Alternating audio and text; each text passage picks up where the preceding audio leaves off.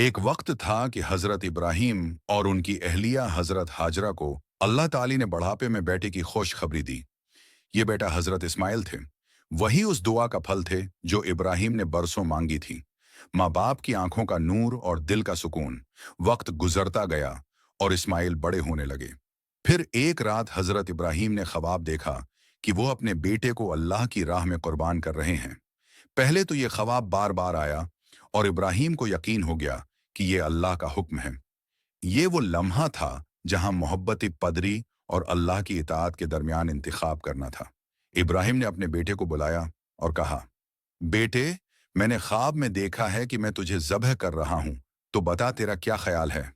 इस्माइल की आंखों में अजीब सुकून था। उन्होंने मुस्कुराकर जवाब दिया, आबा जान, जो हुक्म मिला है उसे बजा लाएं। इंशाअल्लाह आप मुझे सब्र करने वालों में पाएंगे। फिर वो लम्हा आया। दोनों मरनी के मैदान में पहुंचे। इब्राहिम ने बेटे को पेशानी के बल जमीन पर लटाया ताकि चेहरा ना देख सकें। हाथ में छुरी पकड़ी और अल्लाह का नाम लेकर चलाने लगे। मगर छुरी नहीं कटी। बार बार कोशिश की लेकिन छुरी नहीं चली। इसी लम्हे आसमान से आवाज आई, वह इब्राहिम, तुमने ख्वाब सच्चा कर दिखाया। ये सब महज एक आजमाइश थी। अल्लाह ने हजरत इस्माइल की जगह जंत का दम्बा भेज दिया।